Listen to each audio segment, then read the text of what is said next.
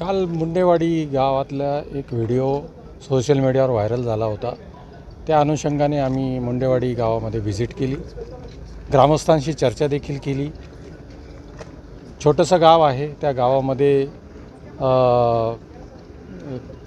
एक व्यक्तीने भाषण करून काही दुकानांवर बहिष्कार घालावा असं त्याने मेन्शन केलं होतं।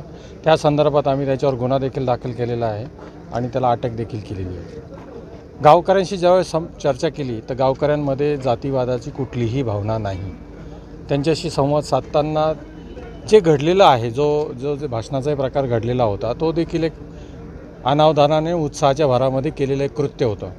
तरी देखील त्याच्यामध्ये गुन्हा आहे म्हणून आम्ही गुन्हा दाखल केलेला आहे। परंतु ते जे वक्तव्य होतं त्या व्यक्तीचं, त्या वक्तव्याशी गावकऱ्यांचं कोणतंही अनुमोदन नव्हतं, कोणतंही त्याला म्हणजे समर्थन नव्हतं। आणि जे नांदूर फाट्यावर जायचं नाही अशा पद्धतीचं जे वक्तव्य होतं, त्या अनुषंगाने आम्ही नांदूर फाट्याला देखील व्हिजिट केली। तिथे देखील काही प्रॉब्लेम नाही। दोन्ही गावांमध्ये, दोन्ही समाजांमध्ये कोणतंही वितुष्टता नाही। एक तात्पुरतं एक लोकसभेच्या अनुषंगाने निर्माण झालेली वितुष्टता होती, परंतु अदरवाईज रुटीनमध्ये यांचे व्यवहार एवढे घट्ट आहेत, हे एकमेकांशिवाय राहू शकत नाही अशा पद्धतीची परिस्थिती आहे।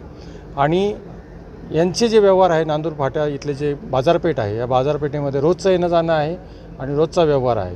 साधारणतः हा व्हिडिओ 15 दिवसापूर्वीचा असावा, परंतु 15 दिवसामध्ये यांच्या व्यवहारामध्ये काही देखील फरक पडलेला नाही। कोणत्याही व्यक्तीला त्यांनी दंड केलेला नाही। याचाच अर्थ त्या घटनेशी गावकऱ्यांचा कोणताही संबंध नाही, समर्थन नाही अशा पद्धतीचं आहे। आणि या ठिकाणी आम्ही देखील हॉटेलला दोन्ही म्हणजे पंचकृषीतले सगळे लोक येऊन एकत्रितपणाने चहा देखील घेतला। सगळ्यांचे सामंजस्य चांगलं आहे, अंडरस्टँडिंग चांगलं आहे। गेल्या कित्येक पिढ्यांपासून एकत्र ते नांदतायत, वावरत आहेत, त्यामुळे इथलं वातावरण चांगलं आहे।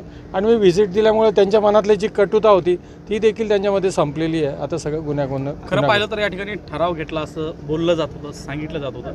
असा काही ठराव घेतला होता का?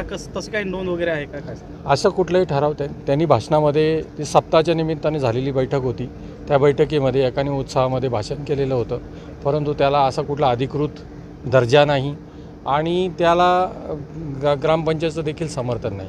मुळात मुंडेवाडी जे गाव आहे ते 99% एका समाजाचं आहे, 1% इतर समाजाचा, म्हणजे एकच घर वेगळं आहे, अदरवाईज सगळे एका समाजाचे आहे। आणि ते एक घर जे आहे ते त्या मुंडेवाडी गावाचे सरपंच आहेत आणि ते सरपंच देखील ओपनमधनं तिथनं सरपंच आहे, म्हणजे कोणी होऊ शकतं।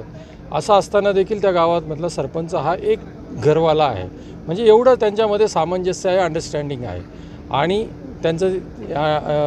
त्यांच्या समस्या वेगळ्या आहेत, त्यांच्या शेतीच्या समस्या आहेत, त्यांच्या ऊस तोडणीच्या समस्या आहेत, त्यांचा बाजारभाव मिळाला पाहिजे ही एक समस्या आहे, गावाला रस्ता झाला पाहिजे ही समस्या आहे, दारूचा व्यवसाय तिथं उद्ध्वस्त व्हावा ही समस्या आहे। ह्या समस्या, जातीवाद ही समस्या त्यांच्यामधली नाही।